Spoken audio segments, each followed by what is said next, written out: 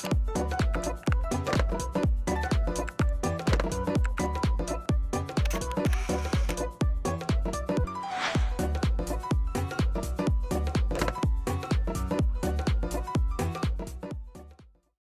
오늘의 주제는요, 중대질환 플랜이라고 합니다. 오늘은 이윤수 전문가님 모셨습니다. 어서 오시죠. 안녕하세요. 네, 반갑습니다.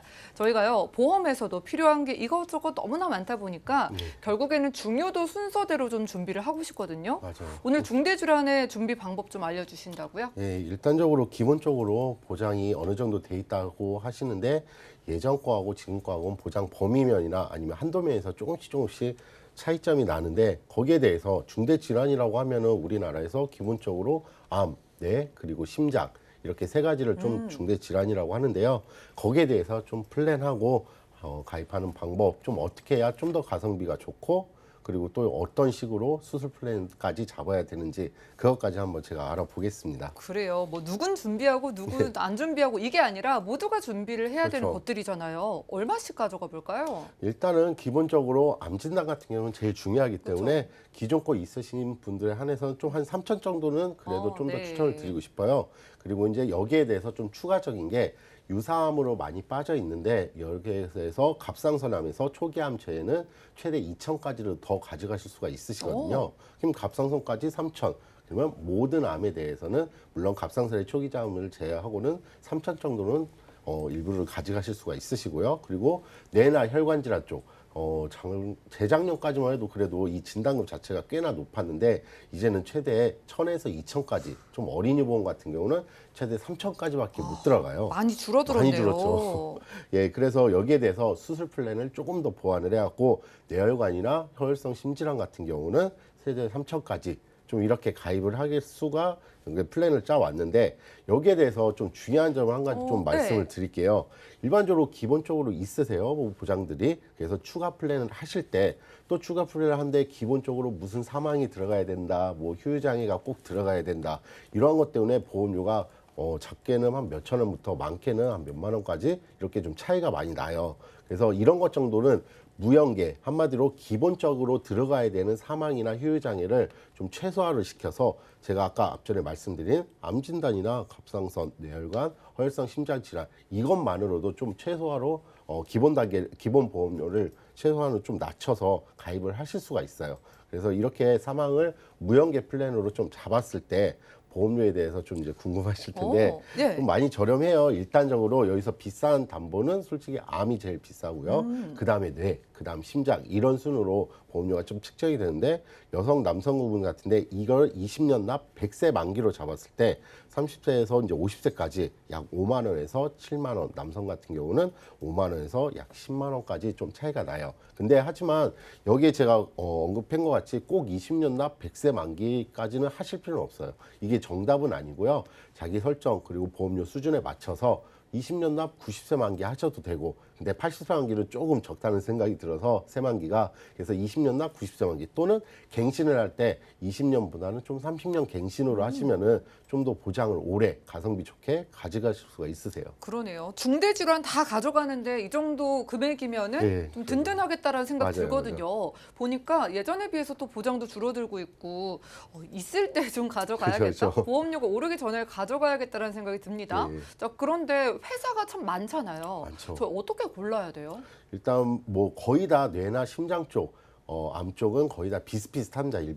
예전 같은 경우는 생명보험사에서는 좀 유방암이나 남녀 생식기암 그리고 대장 전망내암 이런 게 좀 소외감으로 빠져 있는 데도 있는데 근데 거의 대부분 이제 생명보험사건 손해보험사건 그 일반암으로 칭하는 경우도 굉장히 많아요. 그리고 제가 한번 여기서 좀 중요한 사실은 심장 질환 쪽인데요. 일단은 뇌까지는 똑같습니다. 근데 심장 질환에 대해서 좀 더 보장을 더 해주겠다는 회사가 좀 있어서 그걸 추천드릴까 해서 제가 이제 갖고 왔는데요.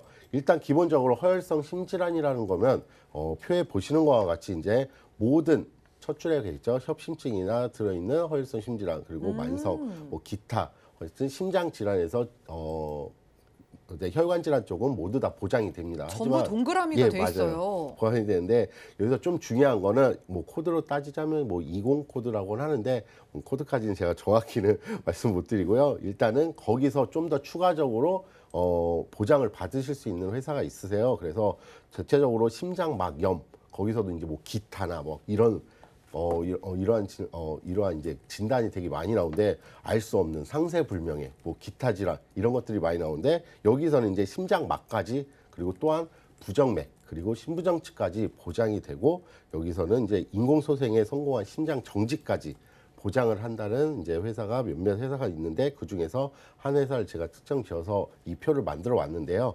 그래서 심장 질환에 대해서도 협심증이 있는 허혈성 심질환도 있지만은 거기에다가 더 추가로 심장 질환 진단비를 특정 1, 2로 해서 더 넣으실 수가 있으니 그거를 좀 참고를 하시고 가입을 하시면은 좀 더 보장 범위 면에서 넓으실 걸로 예상되어집니다. 그러게요. 다들 보험 있으셔도 예. 내 보험은 얼마나 동그라미가 많을지 맞아요. 아니면 X가 많을지를 한번 열어보시고 어려우면 좀 연락을 주셔서 저희와 함께 체크해 보셔도 좋겠습니다. 자, 보장에서 또 봐야 될 거 어떤 게 있을까요? 일단 보장에 대해서 제가 앞서 언급드린 이제 뭐 이대 질환 같은 경우에 대해서 좀 플랜을 잡았어요. 네. 왜냐하면 예전 보험에 관해서는 이대 질환이라고 해서 심장 쪽은 급성 심근경색만 되고 그리고 뇌 쪽, 뇌혈관 쪽은 뇌졸중까지 또는 뇌출혈 이렇게만 돼 있어요. 그럼 이 보장 범위는 뇌출혈 같은 경우는 뭐 10% 미만이라고 좀 하고 뇌경색이 포함되어 있는 뇌졸중은 한 보장 범위가 60% 정도라고 보시면 돼요. 근데 이제는 뇌혈관 질환이나 심장혈관 질환 많은 검진을 통해서 많이들 발견이 되고 있는데요.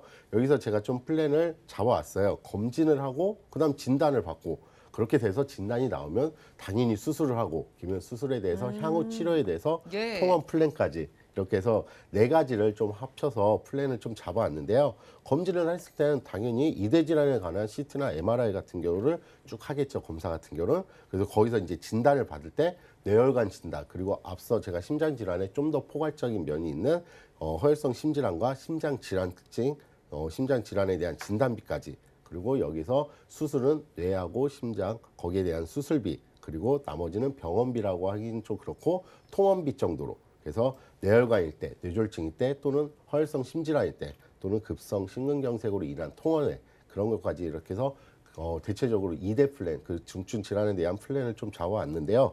여기에 대한 또 당연히 보험료도 많이 궁금하시겠죠. 궁금하죠. 이게 보니까 네. 아프고 나서 뭐 단계별로 각각 보장받는 거 뭐 수술비까지 다 지금 보고 계시잖아요. 아, 예. 어떻게 돼요?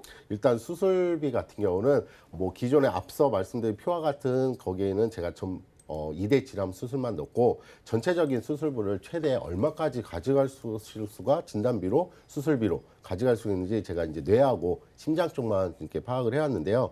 일단 뇌혈관 질환 수술비 같은 경우는 관열에 한해서입니다. 그래서 종합 플랜으로 짰을 때는 뭐 이제 112대 플러스 5종에 관한 관열 수술비 또 여기엔 또 21대 뭐 뇌혈관 수술비 거기다가 이제 다 들어가요. 예, 질병 수술 이렇게 다 했을 때 네. 그래서 종합적으로는 약 한 8천만 원대를 수술비로만 받으실 수가 있으세요. 1억 원 가까이를 수술비로만 네, 준비가 맞아요. 되는 거예요. 그렇죠. 오. 게다가 이제 유병자는 그럼 어떠냐? 유병자 부분도 6천만 원 정도의 수술비를 가져가실 수가 있고요. 물론 자녀보험, 즉 30세 미만에 대해서는 수술비가 한도가 좀 더 높아요. 1억 이상이 가져가는 거죠.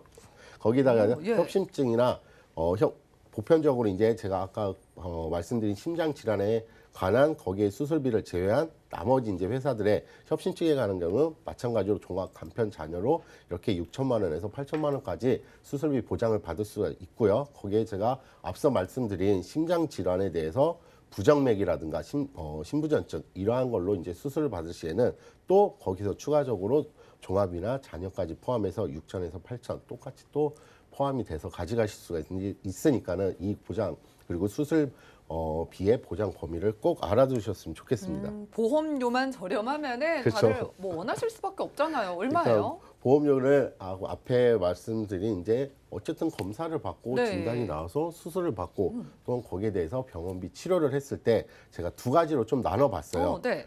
일반적으로 보험료의 편차도 있으시겠지만은 20년 갱신하고 20년 납 100세 만기를 했을 때 남성하고 여성하고 좀 차이가 나는데 갱신으로 했을 때는 거의 한 2만 원에서 4만 원, 60세는 8만 원까지, 그리고 비갱신으로 했을 때는 40대는 6만 원에서 50대 8만 원, 60대 이제 10만 원.